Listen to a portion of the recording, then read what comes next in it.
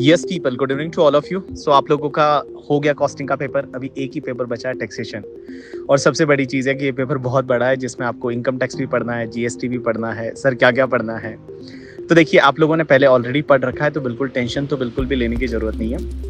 आप लोग एक काम करो, अब रिवाइज करना चालू करो और आज ही ट्राई करो कि डीटी के कुछ टॉपिक्स आज ही रिवाइज कर लो, जैसे हाउस प्रॉपर्टी है या फिर अपना अदर सोर्सेज है, क्लबिंग है, सेट ऑफ कैरी फॉरवर्ड है। तो ये टॉपिक ऐसे ना इजी है, तो फटाफट आज ही उसको रिवाइज कर लो, ठीक है।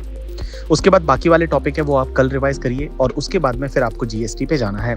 अच्छा सर, रिवीजन के लिए हमको क्या फॉलो करना चाहिए? रिवीजन लेक्चर्स आपको ऑलरेडी 13 लेक्चर दे रखे हैं, बट मैंने फिर क्या किया, सबको कंबाइन करके और जो जो पार्ट मुझे लगता था बहुत ज़्यादा ज़रूरी है उसको मर्ज करके मैंने एक 7 आवर्स का लेक्चर और बनाया, जिसको मैराथन करके मैंने हेडिंग दिया है और इसी यूट्यूब चैनल पे ही अपलोड होने वाला है।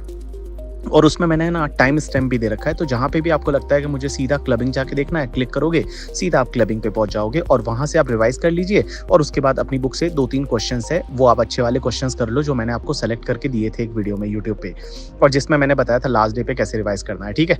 तो आप ये फॉलो कर सकते हैं। एक और चीज़ बता दूँ, देखो यूट्यूब लेक्चर देखने की जरूरत नहीं है, अगर आप बुक से समझ सकते हो और बुक से अगर आपका टाइम कम लग रहा है, डायरेक्टली आप बुक से रिवाइज करिए करके, ठीक है। अगर आपको लगता है कि नहीं यार बुक से पढ़ने में टाइम ज़्यादा लग रहा है, तब आपको यूट्यूब रिवीजन है वो लेक्चर आपको देखना है, ठीक है।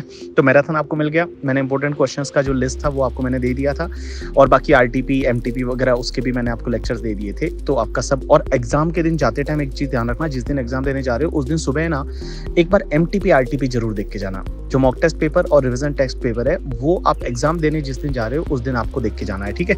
चलो, तो यही था मेरी तरफ से। Best of luck for your examination, अच्छे से लिखना करके। और एक और चीज, डीटी में और जीएसटी का नोटबुक अलग अलग आता है लिखने का, ठीक है। तो डीटी अलग पार्ट में लिखना है, जीएसटी अलग पार्ट में लिखना है। बहुत सारे बच्चे उसके बाद मैसेज करते हैं, अरे सर मैंने तो डीटी वाला जीएसटी में लिख लिया, जीएसटी वाला डीटी में लिख लिया।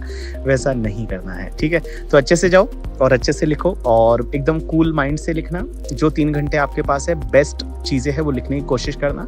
देखो, टेक्स्ट का पेपर थोड़ा नया पेपर आता है, नए क्वेश्चन आता है, तो हो सकता है सिमिलर क्वेश्चंस आपको दिखेंगे, सेम क्वेश्चन ना दिखे बट सिमिलर क्वेश्चंस आपको दिखेंगे। अच्छे से लिखना और हर क्वेश्चन में हर एडजस्टमेंट से रिलेटेड आप नोट लिखना। अगर म्युनिसिपल टैक्सेस अलाउ हो रहा है तो क्यों अलाउ हो रहा है उसका भी आपको नोट लिख के आना पड़ेगा। तो जितने आप नोट्स लिखोगे उतने आपके मार्क्स है वो आपके बढ़ जाते हैं, ठीक है। चलो, so best of luck for your examination.